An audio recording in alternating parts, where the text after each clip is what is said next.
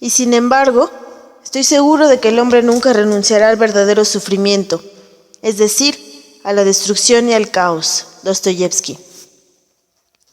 La población estaba cerrada con odio y con piedras, cerrada completamente como si sobre sus puertas y ventanas se hubieran colocado lápidas enormes, sin dimensión de tan profundas, de tan gruesas, de tan de Dios. Jamás un empecinamiento semejante, hecho de entidades incomprensibles, inabarcables, que venían, ¿de dónde? De la Biblia, del Génesis, de las tinieblas, antes de la luz. Las rocas se mueven, las inmensas piedras del mundo cambian de sitio, avanzan 1 milímetro por siglo. Pero esto no se alteraba, este odio venía de lo más lejano y lo más bárbaro. Era el odio de Dios. Dios mismo estaba ahí apretando en su puño la vida, agarrando la tierra entre sus dedos gruesos, entre sus descomunales dedos de encina y de rabia. Hasta un descreído no puede dejar de pensar en Dios, porque ¿quién sino Él? ¿Quién sino una cosa sin forma, sin principio ni fin, sin medida, puede cerrar las puertas de tal manera?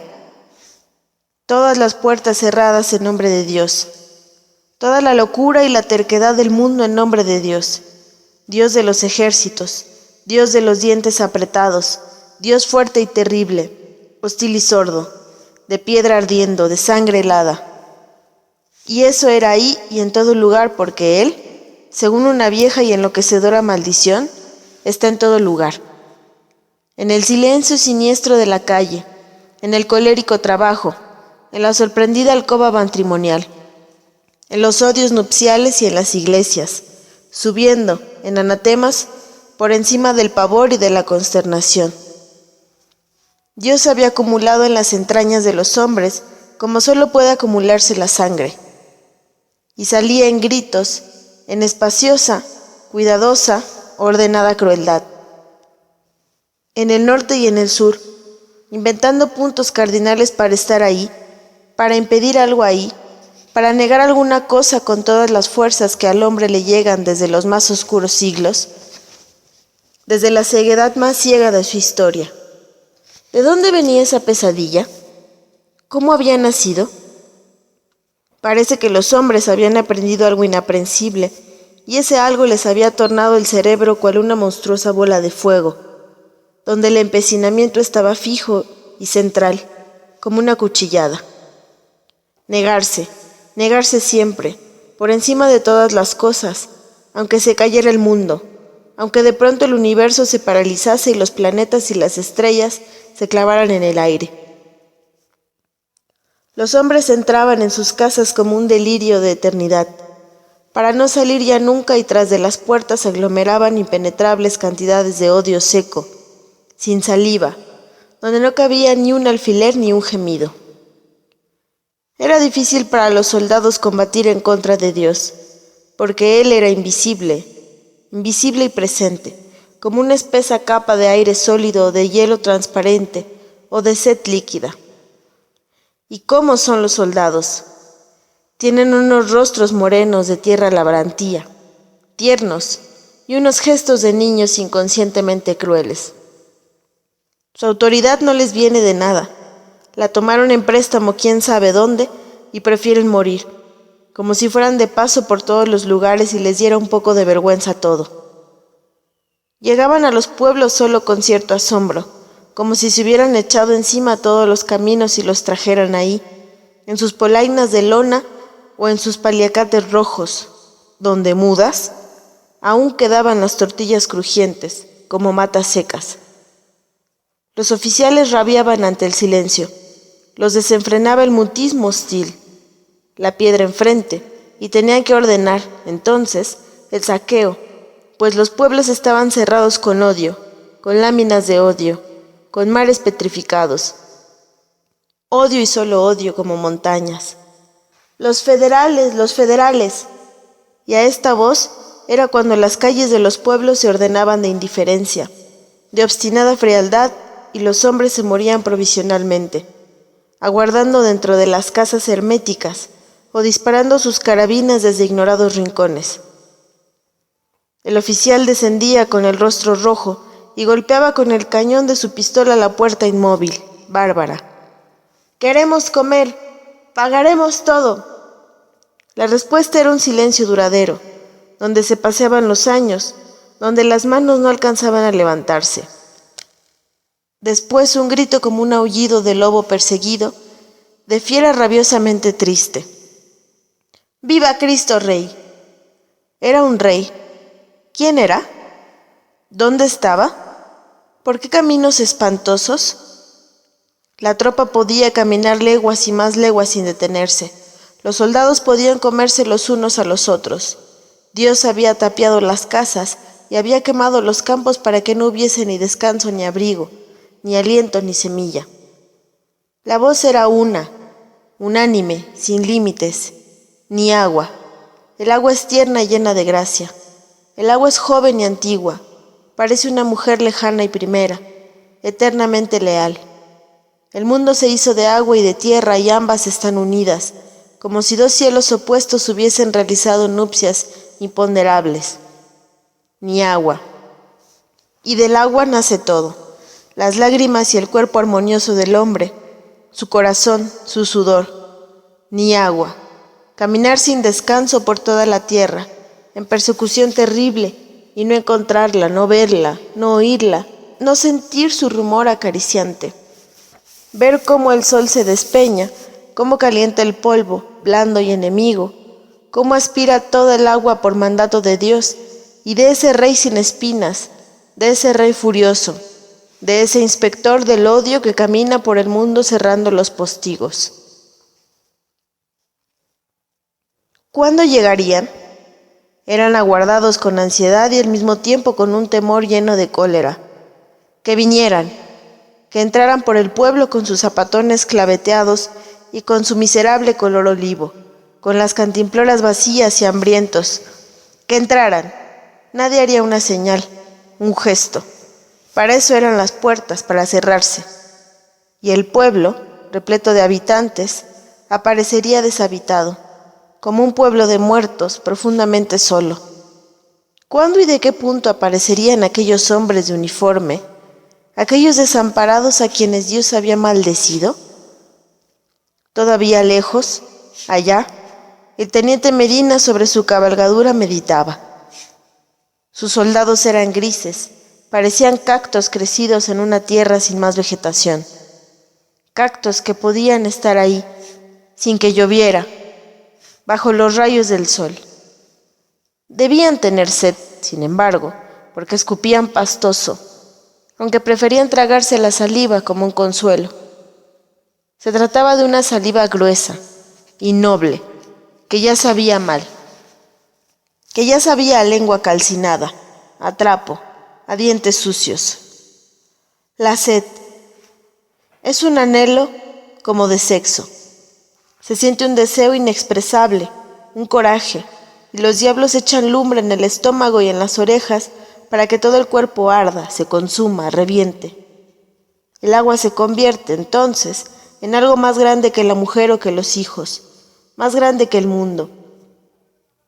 Y nos dejaríamos cortar una mano o un pie, o los testículos por hundirnos en su claridad y respirar su frescura, aunque después muriésemos. De pronto aquellos hombres como que detenían su marcha, ya sin deseos, pero siempre hay algo inhumano e ilusorio que llama con quién sabe qué voces, eternamente, y no deja interrumpir nada. ¡Adelante! Y entonces la pequeña tropa aceleraba su caminar, locamente en contra de Dios que había tomado la forma de la sed. Dios, en todo lugar, allí entre los cactos, caliente, de fuego infernal en las entrañas, para que no lo olvidasen nunca, nunca, para siempre jamás. Unos tambores golpeaban en la frente de Medina y bajaban a ambos lados, por las sienes, hasta los brazos y la punta de los dedos. Agua, agua, agua. ¿Por qué repetir esa palabra absurda? ¿Por qué también los caballos en sus pisadas? Tornaba a mirar los rostros de aquellos hombres y solo advertía los labios cenizos y las frentes imposibles, donde latía un pensamiento en forma de río, de lago, de cántaro, de pozo. Agua, agua, agua. Si el profesor cumple su palabra... Mi teniente, se aproximó un sargento, pero no quiso continuar y nadie en efecto le pidió que terminara, pues era evidente la inutilidad de hacerlo. Bueno, ¿para qué realmente? Confesó soltando la risa, como si hubiera tenido gracia. Mi teniente, ¿para qué? Ni modo que hicieran un hoyo en la tierra para que brotara el agua, ni modo. Oh, si ese maldito profesor cumple su palabra. ¡Romero!, gritó el teniente. El sargento se movió apresuradamente y con alegría en los ojos, pues siempre se cree que los superiores pueden hacer cosas inauditas, milagros imposibles en los momentos difíciles. ¿Crees que el profesor? Toda la pequeña tropa sintió un alivio, como si viera el agua ahí enfrente, porque no podía discurrir ya, no podía pensar, no tenía en el cerebro otra cosa que la sed. Sí, mi teniente, él nos mandó avisar que con seguro ahí estaba. Con seguro, maldito profesor, aunque maldito era todo, maldita el agua, la sed, la distancia, la tropa, maldito Dios y el universo entero. El profesor estaría, no cerca ni lejos del pueblo, para llevarlos al agua buena, a la que bebían los hijos de Dios. ¿Cuándo llegarían? ¿Cuándo y cómo? Dos entidades opuestas, enemigas, diversamente constituidas, aguardaban allá. Una masa nacida en la furia, horrorosamente falta de ojos, sin labios, solo con un rostro inmutable, imperecedero, donde no había más que un golpe, un trueno, una palabra oscura, Cristo Rey, y un hombre febril y anhelante, cuyo corazón latía sin cesar, sobresaltado para darles agua, para darles un líquido puro, extraordinario, que bajaría por las gargantas y llegaría a las venas, alegre, estremecido y cantando. El teniente balanceaba la cabeza mirando cómo las orejas del caballo ponían una especie de signos de admiración al paisaje seco, hostil. Signos de admiración. Sí, de admiración y de asombro, de profunda alegría, de sonoro y vital entusiasmo. ¿Por qué? ¿No era aquel punto? ¿Aquel un hombre? ¿El profesor? ¿No? Romero, junto al huizache. ¿Distingues algo? Entonces el grito de la tropa se dejó oír, ensordecedor, impetuoso. ¡Ajajajay! Y retumbó por el monte, porque aquello era el agua. Una masa que de lejos parecía blanca. Estaba ahí, compacta, de cerca fea, brutal, porfiada como una maldición. Cristo Rey era otra vez Dios, cuyos brazos apretaban la tierra como dos tenazas de cólera. Dios vivo y enojado, iracundo, ciego como él mismo, como no puede ser más que Dios, que cuando baja tiene un solo ojo en mitad de la frente, no para ver, sino para arrojar rayos e incendiar, castigar, vencer.